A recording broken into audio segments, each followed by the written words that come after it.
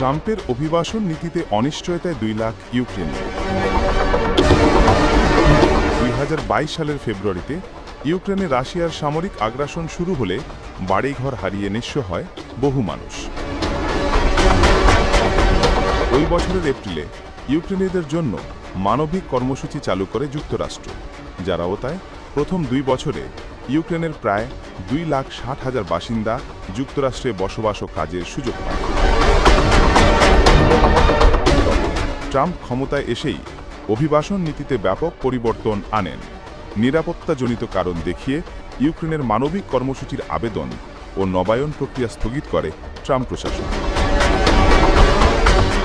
গেল ফেব্রুয়ারিতে Ukraine president Volodymyr জেলেনস্কির সঙ্গে বিতর্কিত ওভাল অফিসের বৈঠকের পর এই কর্মসূচি বাতিলের হুমকিও দিয়েছিলেন ট্রাম্প, তবে শেষ পর্যন্ত বাতিল না করলেও বিষয়টি পুনর্বিবেচনায় রেখে দেন। গেল মার্চে এই কর্মসূচির মেয়াদ শেষ হয়েছে। এতে যুক্তরাষ্ট্র নির্বাসনের ঝুঁকিতে পড়েছেন অন্তত 2 লাখ ইউক্রেনীয়।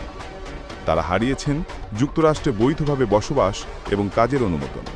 ভিসার মেয়াদ না থাকায় চাকরি হারানোর পাশাপাশি বন্ধ হয়ে গেছে স্বাস্থ্য বীমা সহ অন্যান্য সুযোগ সুবিধা।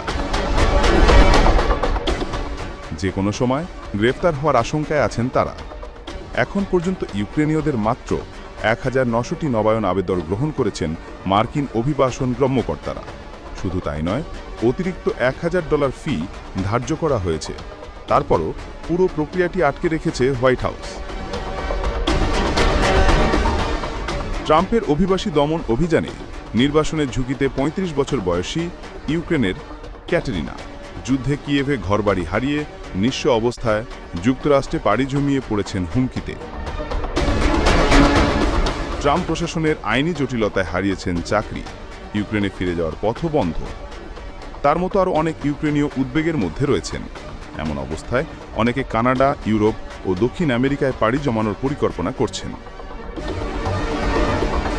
জাতিসংঘ শরণার্থী সংস্থার তথ্য মতে যুদ্ধে প্রায় 6 লাখ ইউক্রেনীয় বিভিন্ন দেশে শরণার্থী হয়েছেন, যাদের মধ্যে প্রায় 5.5 লাখ পাড়ি জমিয়েছেন ইউরোপে।